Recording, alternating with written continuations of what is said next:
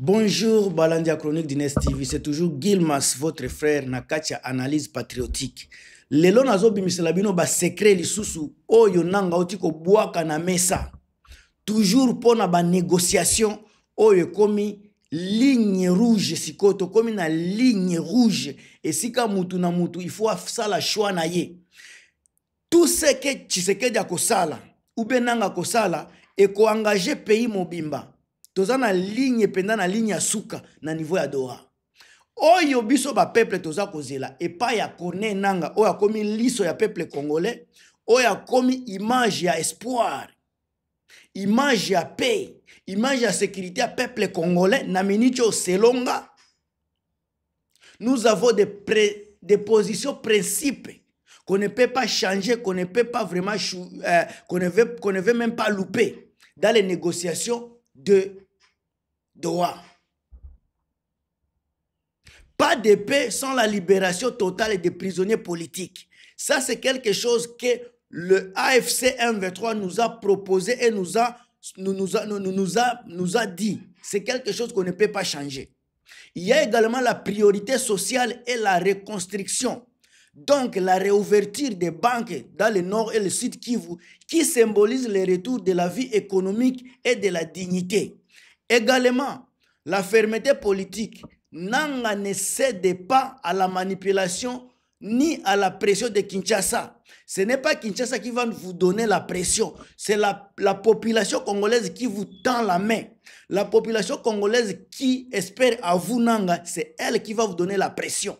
Et non le pouvoir de Tshisekedi qui a échoué de restaurer la paix et la sécurité dans notre pays. Il y a également la clarité diplomatique. AFC, nous avons besoin des accords concrets, pas un jeu de façade médiatique. Bande konanga nazo kota na katia émission, nazo kota na katia ba makambo ebele oyo na ebike kosala bino bien. Ndeko na ngai Piero Okende na niveau ya Londres na pesi mbote, tonton na ngai Guillaume Pourboire na niveau ya France, maman na ngai Marie-Antoinette Makayabu, Chirac Makayabu, François Mbuku Kassa, Crispé Kayembe, camarade propre ya Crispé Kayembe, tonton tantine Nabiso nani Mireille, na pesi bino tuba mbote ya trop. Boza ebele oyo soki na bandi kotanga ba kombo tokolala awa, tokodendela tokolala awa, tokolekisata. Bienvenue Kope. Ksakalu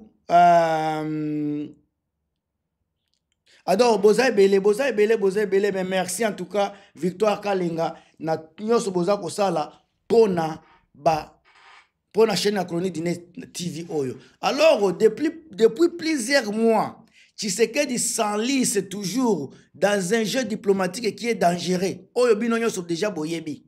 Ces promesses non tenues, ce double langage et sa mauvaise foi dans les négociations de Doha ont fini par l'isoler Yemoko sur scène internationale. Pendant qu'il tente de gagner du temps, Azako gagner Batakaka. Les puissances garantes, notamment Washington, exigent désormais un accord concret et durable. Pendant ce temps, Nanga et AFC, M23, gardent une ligne ferme. La libération des prisonniers politiques, la réouverture des banques au nord et sud Kivu et l'application intégrale des engagements pris. Est-ce que Tshisekedi est capable à répondre à ces exigences? S'il n'est pas capable, donc on est en train de tourner en rond. Donc on n'avance pas, on est toujours en train de reculer. Mes chers amis, chers compatriotes, chers Congolais, Obolingaka nini émission nangai Mapuya Kisiona yebo grand Jacques na pression mbote ya trop boza la wana na ebike boza ebele o boza mayele boza na connaissance ya politique makasi eloko na kosenga na bino bobosa na te ko tia ba point de vue na bino na kati ya commentaire eza kosalisa ngai ntango naza kotanga yango parce que nazoyekola makambo ya politique, je ne suis pas expert. Tout ce que je fais naza komeka koanalyse kodécrypter situation oyo eza koleka na mboka na biso. Nayebi ke bino bato boza kolanda nga boza na bagage intellectuel ya monene ya qualité pe lisusu. Soki boza na eloko ya kobakisa bobakisa yango na commentaire ekosalisa nga na bao baza pe na posa koyekola politique ya Congo. Alors Tshisekedi, un homme à bout de souffle diplomatique. Lelo tango toza kolobela diplomatie, tokoki jamais kolobela Tshisekedi te. Pona ngai, Tshisekedi a déjà échoué sur tous les plans. Ezala sur les plans politiques a échoué parce que lelo bakomi kofanda na table ya Doha comme batu bango nyos na niveau moko ya égal. M23 baza déjà reconnu comme parti moko kilo. Na niveau ya Congo, baza ba élément moko incontournable sur la scène politique congolaise. Donc, Tshisekedi déjà sur les points là, ba M23 AFC ba gagné point sur le plan politique, Tshisekedi a échoué. Sur le plan sécuritaire, Tshisekedi a échoué parce que jusqu'au moment naza ko sala vidéo, parti oyaza ko contrôler, eza na ba vidéo na okiko la kisate o batu baza ko kata na ba tête, mitu ba kati mitu ya batu. Ba vidéo ezali batu baza ko beta ma batu ba insécurité ko sakana te. Même ba consulat, ba diplomate ya ba pays, ba diplomate étranger o baza na Congo baza ko confirmer, baza ko certifier insécurité na mboka na biso. Cela veut dire que Tshisekedi a échoué sur le plan politique, sur le plan sécuritaire. Sur le plan militaire également, Tshisekedi a échoué parce que toki jamais kolobaki aza ko récupérer terrain. Makelele bozoka na réseaux sociaux eza makelele ya propagande. Basali boy bo banda kotuna bango balakisa pe ba photo na ba vidéo ya ba place bango baza ko récupérer. Ba place wana kozala te. Si le plan économique to comme lelo le pays le plus pauvre du monde. Donc biso na ba sud de Soudan, ba Somalie, tozani donc côte bango baleki biso. C'est ça le Congo oyo Tshisekedi a meme biso na kati. Wana nde symbole symbole ya Allemagne ya Afrique. Oyo Tshisekedi a komisi biso na kati lelo. Bande ko toloba te. Tant que toza ko dénoncer makambo ya boye akomi aventurier, akomi étranger, bande ko nangai Tshisekedi un homme à bout souffle diplomatique. Azana souffle lisusu te. Échec à Doha, les négociations l'ont épuisé politiquement. Badoa nyo sobosali tozo ke nesoki na 7e. Aza ko échouer car pourquoi aza ko zonga kuna? Parce qu'il y a toujours des échecs. Yango aza ko kende kaka. A commis épuisé politiquement, incapacité à honorer ma promesse. Et ça ko prouver isolement na ye. Incapable à ko prouver ya ko tenir ma promesse na ye. Incapable. Tozo mona ba perte de crédibilité internationale. Perte de crédibilité internationale, je le répète. Après avoir menti sur la nature du dialogue Oyalobaki, il n'inspire plus confiance ni à Doha ni à Washington. Basi ba yebelie ke oyaza papa ya lukuta. Mutu moko il ne faut pas même pas que tu aies confiance. Baza ko se détacher na ye. Le régime de Tshisekedi est fatigué. Donc, on a fatigue du régime de Tshisekedi. Tout son entourage est en désordre. C'est comme si Bala Lakate, il ne se concentre pas sur certaines choses. Les choses importantes, Yango Basa Lakate. Yango Bazaka na ba futilité. Donc, Bazako se concentrer jour et nuit pour réfléchir comment on sa population. Moussala na bango wana. Donc, désordre sur tous les plans. Entre arrestation arbitraire, corruption, trahison interne, tout ça. Washington va exiger la cohérence. Pour les États-Unis, pas de signature à Washington sans mise en œuvre claire des engagements pris à Doha. Awa batu baza koloba Washington. Bango bazoloba. Batu Washington balobi. Pas de signature à Washington sans mise en œuvre claire des engagements pris à Doha. Il faut un engagement et ça les man à Doha pour batuba kende na Washington. Alors ba double langage à Tshisekedi muteza ko bwa kaye muteza ko misaye ezo comme c'est na place ya mabe. Double langage loko mususute, double langage. Devant ba peuple congolais il prétend défendre la souveraineté nationale et rejette toute ingérence. Devant les partenaires étrangers, donc dans Libanda, il promet l'ouverture, le dialogue et le respect des droits humains. Alors en réalité, Tokolobanini, il pratique les mensonges politiques, il signe d'une main et il trahit de l'autre main. Sa stratégie actuelle,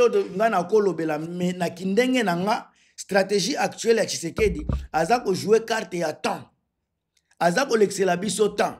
En espérant que la communauté internationale se lasse bakolemba alors qu'il perd toute légitimité interne. Azako kosala biloko wana po alembisa batu ya Libanda. Mais azoko sanake na kati nde sika problème ezako salema. Lui, il imagine, il travaille sur l'extérieur, pendant que l'intérieur, c'est ce qui compte le plus. Alors, nanga na AFC, ligne fermeté na bango ndenge na lobaki, eza la ligne fermeté, paix à vérité. O eko tia toujours Tshisekedi mire au dos au mire, ako koka ko s'en sortir te na makambouye asia bandaki déjà. Encore une fois, position de principe à AFC ezala toujours cohérent. Pas de paix sans la libération des prisonniers politiques. Wana ezala position et principe. Quand on parle de la priorité sociale et à la reconstruction, il faut la réouverture à la banque ezala na nord na ba sud Kivu parce que yango ko symboliser le retour à vie économique et de la dignité des peuples congolais abandonnés à l'est.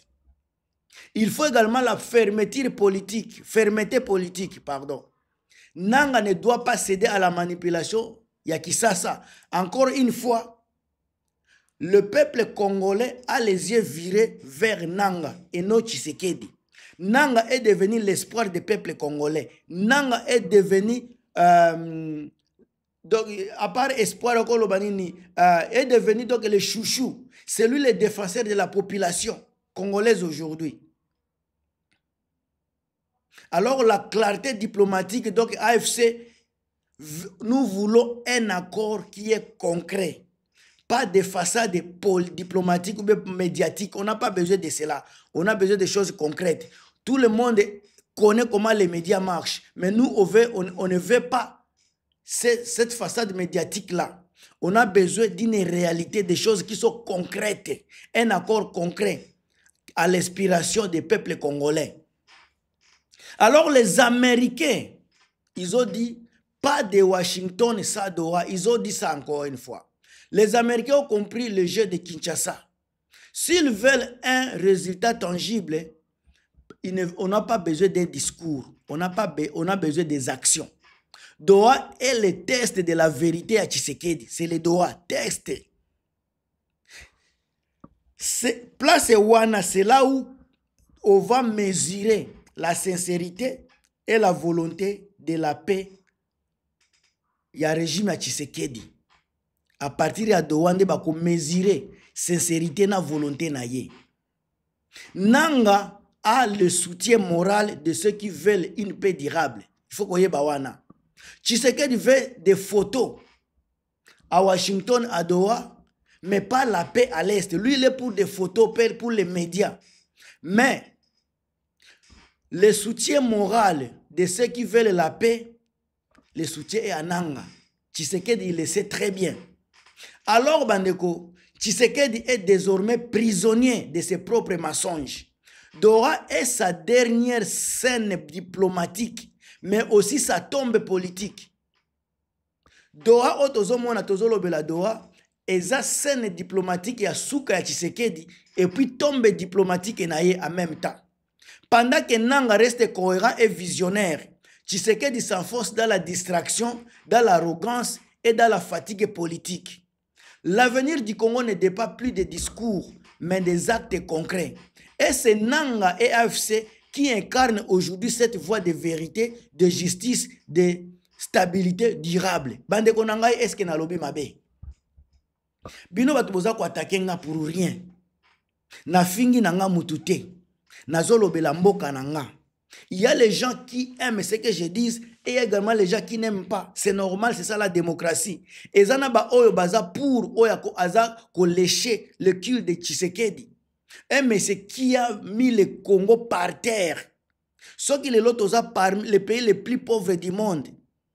Toza mona ba détournement, ba vol, ba arrestation arbitraire. Comment tokoki ko cautionner pouvoir ya boye? Posez-vous des questions à un moment donné. Ngam tunabino Gilmas Bandeko na ngai bo partager, bo commenter, on est ensemble.